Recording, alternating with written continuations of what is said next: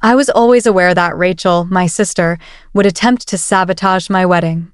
I simply didn't think she would do it that brilliantly. James, the love of my life, was a waiter at a little Italian restaurant in downtown Boston when I met him. My name is Emma Collins. That's what everyone believed, anyway. The truth was much more intriguing, but we'll discuss that later. He's a waiter? When I told my family about him, Rachel had sneered. Emma, really? You could perform far better given your training and experience. That was Rachel, constantly evaluating everything in terms of wealth and prestige. She never let anybody forget that she had married a hedge fund manager shortly after graduating from college. It seemed to be a personal slight that I, her younger sister with a Yale education, would accept someone who worked as a spaghetti server. She was unaware that James worked at that restaurant for a very valid reason. Being the covert heir to the Romano restaurant chain, he was a firm believer in learning every facet of the business from the ground up, from cleaning dishes to serving patrons. However, we had decided to wait until after the wedding to discuss it. He had said, "Let them judge," with his dark eyes glimmering. It's more fun that way.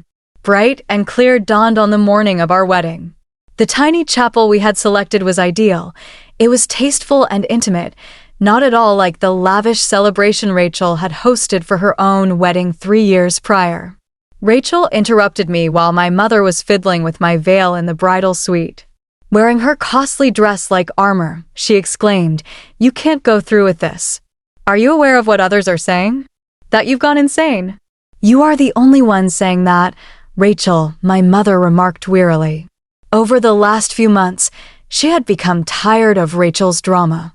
"She's wasting her life, Mom. Most likely, all he wants is her money." That made me laugh out loud. James's secret billions were almost hilarious in comparison to my meager teaching wage. However, Rachel mistook my laughing for disobedience. "Fine," she said abruptly. "Destroy your life. But if you're living in a small flat above a restaurant, don't come to me in tears." If only she were aware of the exclusive island where James and I would be spending our honeymoon, or the apartment we had already chosen. But remembering our pact, I remained silent. Soon enough, the truth would be revealed. The event got off to a lovely start. James appeared dapper in his fitted suit, which Rachel had most likely thought was rented, as he stood at the altar. The pews were packed with our closest friends and family, though there were noticeably fewer on my side because Rachel had persuaded a few family members that it wasn't worth going. Then the moment arrived that would be discussed for years to come. If anyone knows any reason why these two should not be joined in marriage, speak now or forever hold your peace. Rachel stood up. "This is ridiculous," she shouted, her voice echoing through the church. "Emma, you're making a huge mistake. You're better than this. You're marrying a waiter, for God's sake. How pathetic can you be?" The church fell silent. James squeezed my hand gently, and I saw the corner of his mouth twitch. "Should we tell her?" he whispered. I shook my head slightly. "Not yet." Rachel wasn't finished. She stormed toward the altar, her expensive heels clicking against the stone floor. "Everyone here knows this is a joke. Emma, you were supposed to be the smart one, the successful one. And now look at you, throwing it all away on some server." "Rachel, our father warned from the front pew." But she ignored him. "When this all falls apart, don't expect any sympathy from me. You've made your bed, probably a very cheap one, now lie in it." With that final shot, she turned and stormed out of the church, leaving stunned silence in her wake. The minister cleared his throat awkwardly. "Shall we continue?" I looked up at James, saw the love and amusement dancing in his eyes. "Yes," I said firmly. "Let's continue." The rest of the ceremony was perfect, made even better by Rachel's absence. As we exchanged rings, I couldn't help but think about what was coming. The reception would be at one of James's family's most exclusive restaurants, one that had been mysteriously closed to the public for the day. Rachel had no idea that her very public tantrum was about to backfire in the most spectacular way possible. And I couldn't wait to see her face when she realized just how wrong she'd been about everything. But first, we had to get through the pictures and the drive to the reception. James helped me into the rented vintage Rolls Royce, actually from his personal collection, as our guests showered us with rice. "Ready for Act 2? He murmured in my ear. I smiled, thinking of the scene that was about to unfold at the reception. "More than ready. Do you think she'll show up?" "Oh, she'll show up," he said confidently. "People like Rachel can't resist a chance to feel superior. She'll come just to watch what she thinks will be a cheap, embarrassing reception." He was right, of course. Rachel might have stormed out of the ceremony, but there was no way she'd miss the chance to criticize every detail of our celebration. She had no idea she was walking into a reveal that would leave her speechless. As we drove toward the reception, I thought about how perfectly everything had played out. Rachel's outburst, while hurtful, had only made what was coming sweeter. Sometimes the best revenge isn't about getting even. It's about letting someone's own actions set the stage for their humiliation. The Romano, James's family's flagship restaurant, loomed ahead. Its elegant facade and prime location usually hosted celebrities and dignitaries. Today, it would host a revelation that would change my family dynamic forever. "Here we go," James said, helping me out of the car. "Ready to show your sister who she really just insulted in front of everyone?" I smoothed my dress and took his arm. "Let's give her a show she'll never forget." The doors of the Romano swung open, and I heard the collective gasp from our arriving guests. Crystal chandeliers cast a warm glow over marble floors and hand-painted murals. White-glove servers circulated with champagne, each bottle worth more than what most people thought James made in a month. "This must be a mistake," I heard someone whisper. "How could they afford this place?" Rachel arrived fashionably late, probably expecting to find us in some budget banquet hall. She froze in the doorway, her perfectly made-up face twisted in confusion. "There's been a mix-up," she said loudly, approaching me. "This is the Romano. They don't do wedding receptions. Ever." "They made an exception," James said smoothly, appearing at my side. "For family." Before Rachel could respond, an elderly man in an impeccable suit approached us. Everyone in the restaurant business knew Antonio Romano, the patriarch of the Romano Empire. He was notoriously private, rarely seen in public. "James," he said warmly, embracing my husband. "My grandson, finally married to his beautiful Emma." The silence in the room was deafening. Rachel's champagne glass slipped from her fingers, shattering on the marble floor. "Grandson," she choked out. "What do you mean, grandson?" Antonio turned to her, his eyes sharp despite his age. "And you must be the sister who caused such a scene at the church. Tell me, what was it you called my grandson?" "Ah, yes, some server." The color drained from Rachel's face as the truth sank in. James wasn't just a waiter. He was the heir to one of the largest restaurant empires in the country. The Romano Group owned hundreds of high-end establishments across the globe, along with hotels, vineyards, and real estate. I didn't know," she stammered. "Clearly," Antonio said dryly. "Perhaps next time you'll remember that true class isn't about what someone does for a living, but how they treat others." James squeezed my hand as Rachel stood there, mortified. Around us, guests were beginning to whisper as they pieced together the truth. The simple wedding ceremony followed by this lavish reception, the waiter who was actually restaurant royalty. "Why didn't he tell me?" Rachel demanded, finding her voice. "You let me believe. You let me make a fool of myself. Would it have mattered?" I asked quietly. "Would you have treated James differently if you'd known who he really was?" Because that's exactly why we didn't tell anyone. We wanted to know who our true friends were. "But I'm your sister." "Yes," I said, "which makes your behavior even worse. You couldn't even be happy for me unless you approved of my choices, social status." Antonio cleared his throat. "If you'd like to leave, no one would blame you. You've already provided enough entertainment for one day." Rachel's face flushed deep red. She looked around the room, seeing the judgment in everyone's eyes.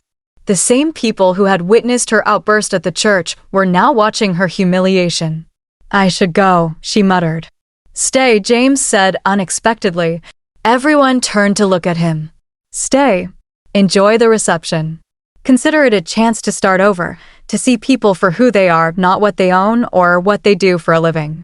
I looked at my husband with pride. Even after Rachel's awful behavior, he was showing more class than she ever had. She hesitated, then slowly nodded. I do like that. And I owe you both an apology. Yes, you do, Antonio agreed. But perhaps that can wait until after the first dance. I believe my grandson and his bride have waited long enough to celebrate properly. As James led me to the dance floor, I caught glimpses of Rachel's face. She stood alone, watching us whirl beneath the chandeliers, probably calculating how many times she'd have to apologize before she could start bragging about her connection to the Romano family. She'll never change completely, James murmured, reading my thoughts as always. No, I agreed. But maybe she'll think twice before judging someone based on their job again. The reception continued like a fairy tale, course after exquisite course of Romano specialties, wine from the family's private reserve, and stories from James's time working his way up through every position in the restaurant. He insisted on starting at the bottom, Antonio told our captivated guests. Said he needed to understand every aspect of the business. Most trust fund kids want to start in a corporate office. Not mine. Not James. I watched Rachel's face as she realized just how wrong she'd been. The waiter she dismissed had shown more work ethic and humility than her hedge fund husband ever had. As the night went on, I saw her try to approach us several times, probably to apologize or attempt damage control, but there was always someone else wanting to talk to us, to share a story, or offer congratulations. Her social punishment would last a bit longer. After all, she'd spent months making me feel small. A few hours of humility wouldn't kill her. Besides, we had other things to focus on, like the honeymoon villa waiting for us on the Romano family's private island. But that was another surprise for another day. For now, I was content to dance with my husband, surrounded by people who loved us for who we were, not what we owned. And if my sister learned something from all this, well, that was just icing on our very expensive wedding cake. A year passed, and life settled into a new rhythm. James and I moved into our penthouse overlooking Boston Harbor, and I continued teaching while he took on more responsibilities within the Romano group. We kept things low-key, just as we always had. But Rachel struggled with our newfound dynamic. You could at least let me host a proper housewarming, she complained one afternoon, eyeing our minimalist decor. This place deserves to be shown off. That's exactly why we don't show it off, I replied. Some things are better kept private. She didn't understand. She'd spent the past year trying to rebuild her reputation, dropping the Romano name whenever possible. Her social media was suddenly full of posts about my sister and her husband's amazing restaurants and family dinner at the Romanos. James found it amusing. At least she's promoting the business, he'd say with a shrug. But everything changed when Rachel's perfect world started crumbling. Her hedge fund husband, Michael, got caught in a scandal, insider trading, fraud, the works. Suddenly, the wealth she'd lorded over everyone was gone, frozen by federal investigators. She showed up at our door late one night, mascara streaking down her face. They're taking everything, she sobbed. The house, the cars. Michael's facing jail time. I don't know what to do. I led her to the living room, where James was working on his laptop. He looked up, concern crossing his face. I need help, Rachel admitted, the words clearly costing her pride. I don't know how to start over. James and I exchanged glances. This was the moment. Would we help the sister who tried to ruin our wedding? Who'd only accepted us after learning about our wealth? There's an apartment, James said finally, above one of our smaller restaurants in Cambridge. It's nothing fancy, but it's a start. Rachel's eyes widened. You'd do that? After how I treated you. On one condition, I added. You work in the restaurant. Learn the business from the ground up, just like James did. You'll wait tables." She looked horrified. Among other things, James said, "Wash dishes, bus tables, learn to cook. Understand what it means to earn your way." Rachel was quiet for a long time, probably wrestling with her pride. Finally, she nodded. "Okay, I'll do it. But will you help me? Show me how." That was the moment I knew my sister might actually change. The next few months were transformative. Rachel moved into the small apartment, traded her designer clothes for sensible shoes and work uniforms. She cried the first time she had to clean a bathroom, broke 3 plates her first night serving, and burned herself twice learning to cook. But she didn't quit. I watched her transform from someone who looked down on service workers to someone who defended them. She started leaving bigger tips at other restaurants, calling out rude customers, appreciating the complexity of work she once dismissed. 6 months into her new life, I visited her at work. She was expediting orders, her hair tied back, completely focused on her task. No makeup, no pretense, just honest work. "She's doing well," James said, appearing beside me. "The staff actually likes her now. Think she's learned her lesson?" He smiled. "I think she's learned several. Want to tell her the other news?" I nodded. We waited until her shift ended. Rachel joined us at a corner table, exhausted but somehow more genuine than I had ever seen her. "How would you feel about managing this place?" James asked casually. Rachel's eyes widened. "What?" "You've learned every position, earned the respect of the staff. The current manager is moving to our new location in Chicago. The job's yours if you want it." "But why? After everything?" "Because you proved us wrong," I said softly. "We thought you couldn't change, that you'd always be the person who cared more about status than substance. But look at you now." Tears filled her eyes. "I was awful to both of you. I let money and status blind me to what really matters. And now?" James prompted. "Now I know that what matters is who people are, not what they own or what they do for a living." She wiped her eyes. "I'm actually proud to be a server now. Proud of what I've learned. What I can do." Later that night, as James and I walked home, he squeezed my hand. "Your sister finally found her way." "Our way," I corrected. "The hard way. The honest way." "Think she's ready for the family reunion next month?" "When everyone finds out she's managing one of our restaurants." I laughed, imagining Rachel probably wearing her Romano restaurant uniform to the fancy gathering. "I think she's finally ready to be herself, no matter what anyone thinks." And that was the greatest victory of all. Not the wedding reveal, not the humbling aftermath, but watching my sister discover who she really was beneath all the designer labels and social climbing. Sometimes, the best revenge isn't about getting even. It's about helping someone grow into a better person. Rachel's transformation from judgmental socialite to hardworking restaurant manager was proof that people can change if given the right opportunity and motivation.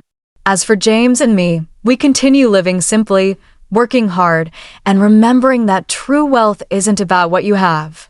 It's about who you are and how you treat others. That's a lesson worth more than all the Romano billions combined.